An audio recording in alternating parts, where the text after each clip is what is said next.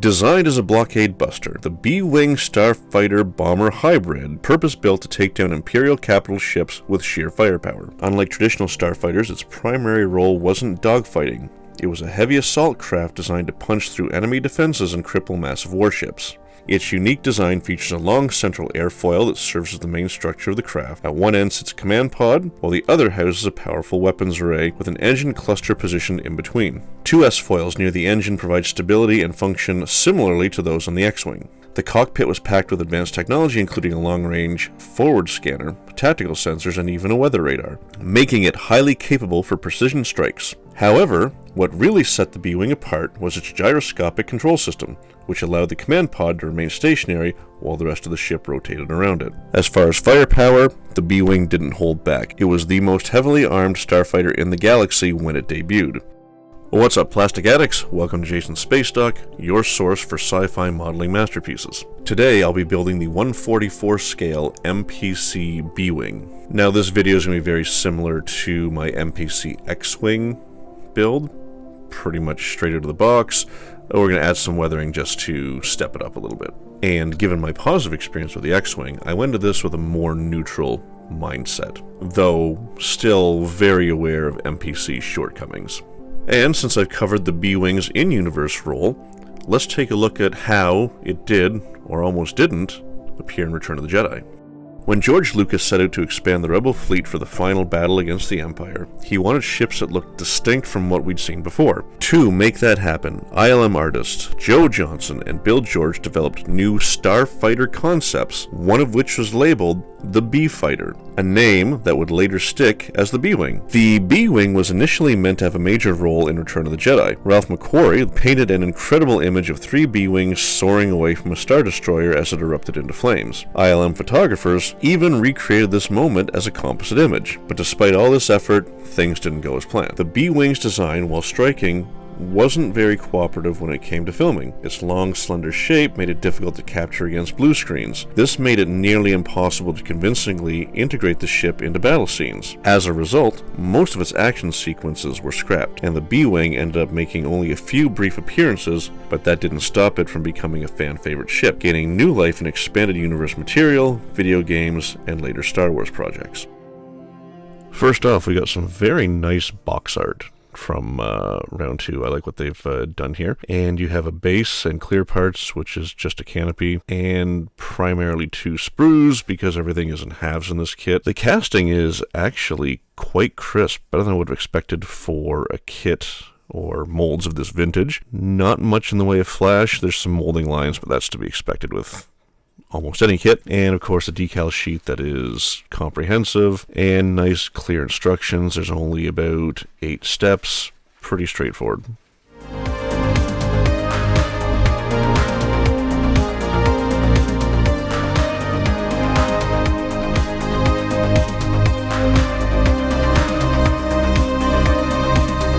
I did a very basic job on the cockpit module, just a black seat, light gray back, gray panels, and then some black highlights just to bring out panel details. This is probably wrong. I think it's supposed to be a green flight suit for the B-Wing pilots. I know it is for the A-Wings, but we're going to go ahead and give him kind of the Luke Skywalker treatment, and this guy's a bit better proportion than the X-Wing pilot anyway. And I went with gray boots. I wonder why I did that. I can't remember why I went with gray instead of black. Clearly I didn't bother with his gloves or the chest piece, and I'm going to do his helmet in gray, and his face too, for some reason. So the canopy doesn't fit very well, but once again, that's something to be expected from a kit of this vintage. And I'm going to go ahead and install the 2 halves of the Cockpit Module and see how that turns out. A bit of snappy snap. And overall, pretty good, except the rear. It's just a really poor fit, so a bit of filling and sanding will take care of that. Maybe some rescribing. Alright, for the S-foil assembly, this hub does need some mold lines removed, so I just used the knife and scraped them away. And the S-foils, 2-piece assemblies, so you want to get glue on both sides. It is a super thin cement. I could put these together and then apply it in the seam. Test it to make sure that you haven't glued the hub. so that you can actually move the wing. And here I'm removing the snap fit pegs because they just kind of get in the way. Here's the same procedure: get glue on the S-foils and then do the assembly. Lower one on the hub, upper one on the hub, and glued together. But this time I'm going to add glue directly to the seam. And lastly, just make sure glue didn't get into the hinges. Once the S-foil is complete, you can move on to the main body, drop the cockpit module in there. You want to make sure you get no glue on it. I actually masked the ring area as well to keep it free of paint. Anyway, glue, lots of glue to get this together.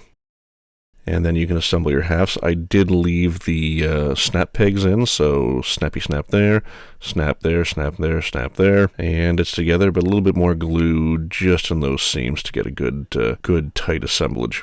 For the engine assembly, I'm taking off the snap pegs just for simplicity. I left a little bit, but I find they're too high and they resist proper mating, so took a little bit off, but left enough to get onto.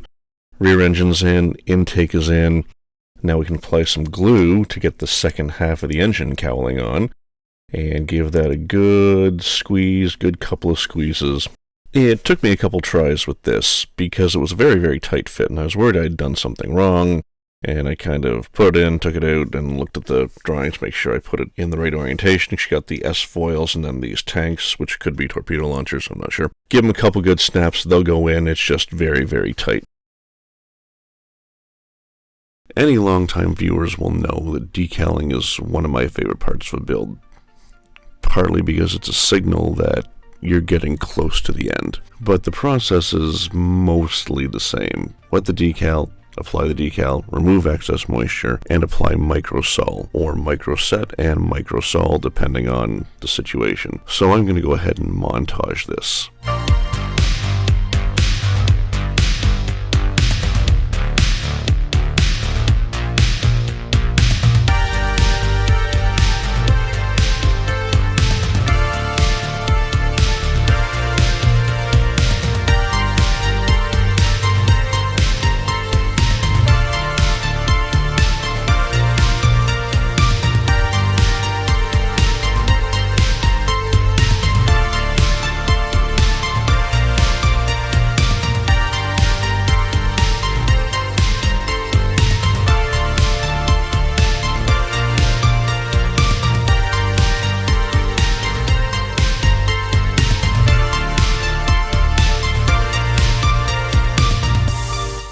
So I had actually weathered this build previously, and either I lost the footage or I didn't record it. I can't remember which.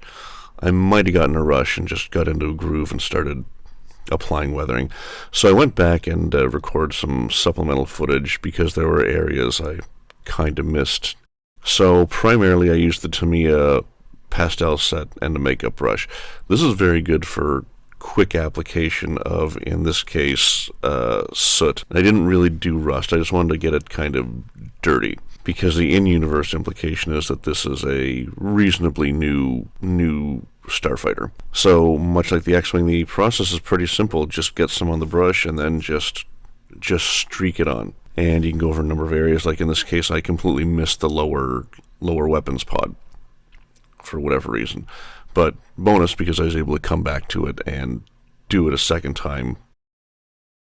I also did a lot of chipping, and as you can see here with the cockpit module, it doesn't turn completely. It's out of round. So you get this spot where it jams up, and I could have went and sanded material off, but I opted to actually integrate it into the model. So I applied, where it scraped the paint away, I applied silver paint that did some scraping. And here, my chipping method isn't salt or chipping fluid. This is permanent chipping. This is with the blade going through paint and decals. And it's a much more destructive method, and it could bite you in the ass. So far, it's worked out pretty well for me, though. Now, this is something I tried for the first time, the sponge method. And I don't know how good it turned out. I got some paint on there, and here I'm getting the excess off, a lot of excess. But I think my paint to sponge ratio isn't great, because I got some good little bits here, good little bits here, but there's some areas where it didn't go on and some areas where it went on too much. So it's a work in progress, but I wanted to try something new, and these little MPC kits are great for that because they're reasonably low cost. I mean, they're a bit too expensive for a 40-year-old mold, but that's a whole other conversation. Anyway, so I tried these different methods, and I'm actually quite happy with them, and like I keep saying, these look great on a shelf with very little effort because they're not filming miniatures. And this is another thing I'm trying. I don't usually do dry brushing, and I don't know if this was particularly effective on this one, but I got a little bit of highlight, and I opted to use a silver instead of a black, so I wanted to imply that, you know, paint chipping and the underlying aluminum, duraluminum, whatever they call it in universe, was showing through. So, like I said, it's trying new methods, and, you know, worst case, you can repaint and reweather. So, you know, mistakes aren't a particularly big deal. And I'm actually quite happy with that, with the results of this. Very quick and easy. I think the canopy is the worst part of this kit. Just overall poor fit that required some filling to eliminate gaps. Luckily, it was easy to hide by using creative masking to enhance the canopy frame. Otherwise, there weren't any major problem areas. The gyroscopic cockpit isn't perfectly round, so it rubs when you rotate it. In my case, I incorporated that into the weathering. The, quote, tanks and S-foil structure fit very tightly when sliding into place. Knowing this ahead of time will make installation easier, so you won't feel like you're forcing them. The decals are excellent, comprehensive, and easy to work with. There is nothing I would do differently in this build, and I didn't make any mistakes worth mentioning, but that's not going to stop me from saying, don't stress about making mistakes. Fear of messing up shouldn't hold you back from building. With a little patience and creativity, almost anything can be fixed. And building this was actually a pretty positive experience, and much like the X-Wing, I'd recommend it to novice builders because of its straightforward assembly. And experienced builders may also enjoy it as a quick, good-looking build, because not every project needs to take weeks or hundreds of hours to complete. Thanks for joining me here at Jason's Space Dock. I hope you enjoyed my build of the 144 MPC B-Wing. Like most MPC Star Wars kits from this era, the B-Wing has its shortcomings, and it's easy to get frustrated with low quality. But it's also a 40-year-old kit, so it is what it is. And what it is a fairly decent representation of the B-Wing from Return of the Jedi. It's a fun, quick build that could look very good on a shelf with very little effort. If you'd like to see more model building content, you can find me at Jason's Space Dock across most socials. However, I do tend to post on Instagram more than most. I've also added a weekly live stream, Sundays at 1 p.m. Eastern on YouTube and Twitch. And I've also added a channel membership. So if you'd like to support my work, and can afford to, I hope you'll check that out. Model building is all about the journey. Every project presents unique challenges, but each one is a chance to sharpen your skills and build something truly one of a kind. So keep creating, enjoy the process, and I will see you in the next video where I build the 172 AMT runabout from Deep Space Nine.